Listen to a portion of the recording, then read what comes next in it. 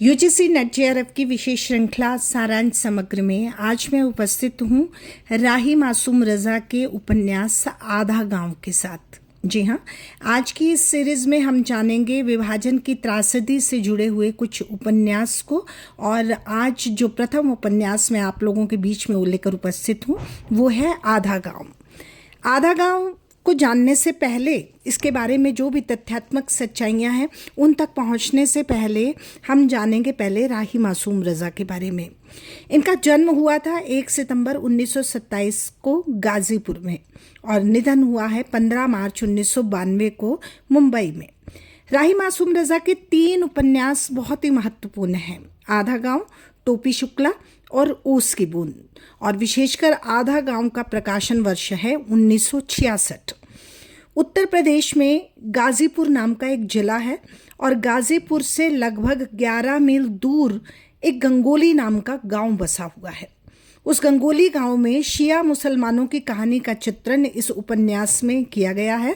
तो आइए जानते हैं इस उपन्यास को विस्तार से और बाद में जानेंगे इसके तथ्यात्मक विवरण को। तो पहले देखते हैं संक्षिप्त में इसकी कहानी को। ये उपन्यास आधा गांव भारतीय ग्रामीण जीवन और भारतीय विभाजन की त्रासदी को बहुत ही मार्मिक ढंग से प्रस्तुत करता है जब भारत पाक का विभाजन हुआ था।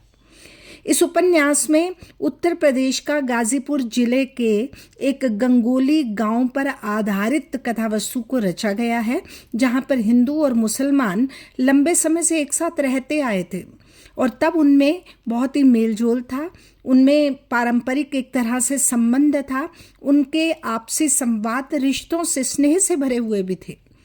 और पूरी की पूरी कहानी जो है वो मुस्लिम समाज के इर्द गिर्द घूमती हुई दिखाई देती है।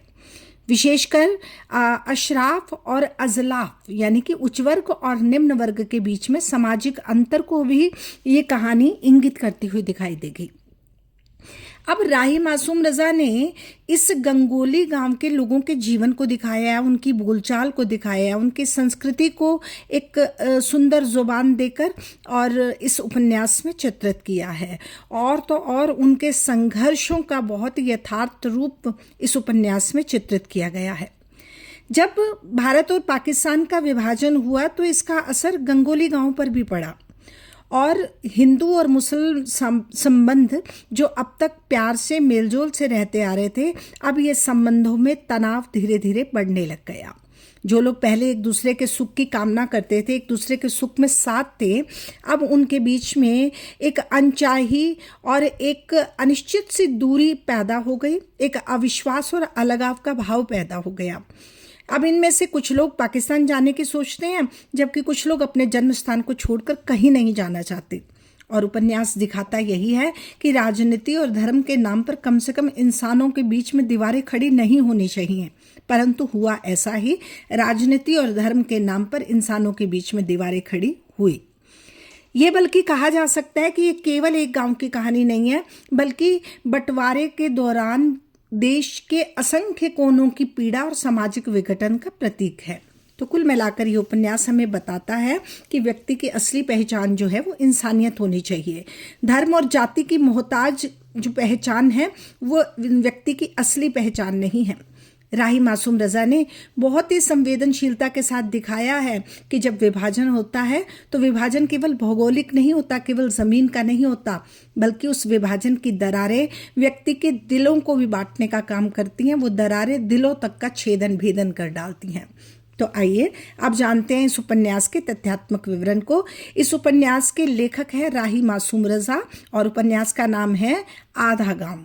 इस उपन्यास का प्रकाशन वर्ष है 1966 का। और अगर बात करें उपन्यास की पृष्ठभूमि की तो ये उत्तर प्रदेश के गाज़ीपुर जिले के गंगोली गांव पर लिखा गया है। अब अगर पूछा जाए कि इस उपन्यास की विषय वस्तु क्या है, तो भारत और पाकिस्तान के विभाजन का प्रभाव इस उपन्यास की विषय वस्तु है। ग्रामीण जीवन है और सामंती व्यवस्था का जिक्र भी इस उपन्यास में किया गया है।